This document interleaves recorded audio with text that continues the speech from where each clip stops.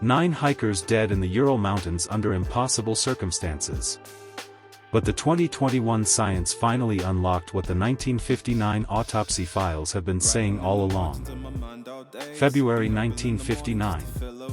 A group of 10 experienced hikers set out into the Ural Mountains. One turned back early.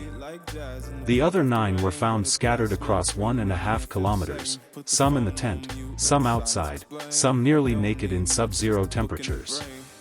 The tent itself was sliced open from the inside. Official cause of death, a compelling natural force. But what force? That's the question that's confounded investigators for 6 decades. Before we dig into the theories, let's look at what the original 1959 Soviet autopsy protocols actually documented. The investigators recorded cause of death for each victim: crush injuries, severe internal hemorrhaging, one victim missing their tongue. But here's the key detail most videos gloss over: the autopsy report noted no external trauma consistent with those injuries. The force that crushed them from inside left almost no marks on the skin. The tent was found positioned with the bodies partially inside, partially outside. 2 of the hikers wore clothing that didn't belong to them, one was wearing another victim's pants. The bodies had been searched for items, wallets, watches, jewelry still intact, but scattered and rearranged. The scene wasn't a murder. The scene was panic and organized darkness. In 2019 and 2021, the Russian Investigative Committee re-examined the archived case files and published their findings. Simultaneously, a team of researchers at the Swiss Federal Institute published a peer-reviewed study in Nature Communications modeling a specific failure mechanism, a delayed-release slab avalanche.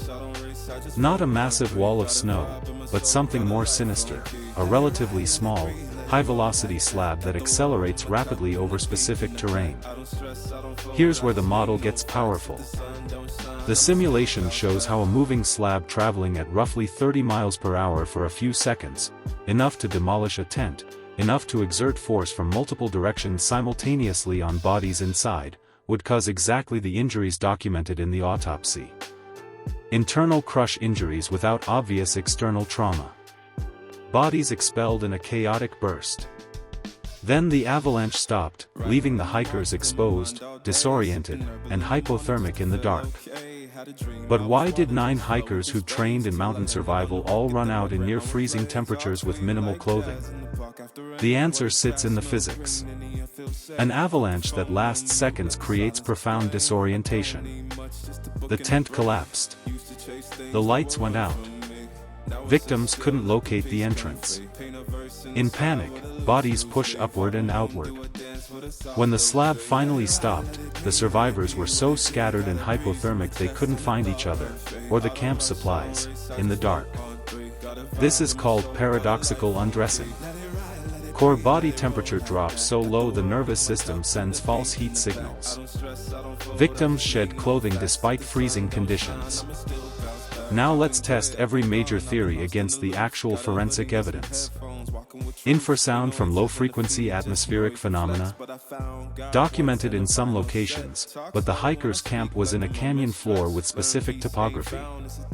Radiation readings on some clothing suggest background scatter, not intentional exposure. Military testing. The Soviet Union would have recovered their test equipment. Mansi hunters. No weapons matches. Yeti? No biological evidence, no bite patterns. Each theory fails on multiple data points the moment you check it against the autopsy protocols and the scene documentation. Here's what's intellectually honest: the slab avalanche model explains 8 of the 9 major anomalies. The tent destruction. The internal injuries. The scattered bodies. The barefoot flight. The disorganized scene. The hypothermia. But 2 details remain genuinely open. One victim's orange skin discoloration isn't fully accounted for by any current model. And some radioactivity readings are slightly elevated beyond expected background. Are they measurement artifacts? Contamination from Soviet industrial work? No one's settled it. That's fine.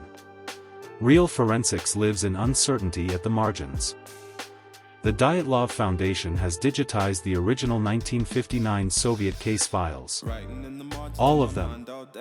The autopsy protocols. The investigators' field reports.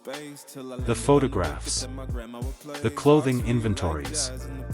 Everything. Link is in the description. This is your chance to read the primary source yourself and form your own verdict.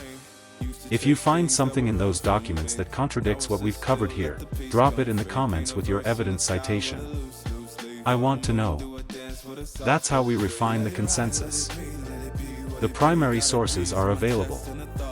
Go read the actual 1959 autopsy protocols. Cross-reference them against the 2021 peer-reviewed avalanche study. Form your own verdict based on the evidence, not the speculation.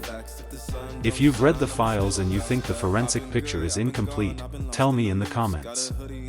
Subscribe for more long-form dives into historically documented mysteries, filtered through actual data.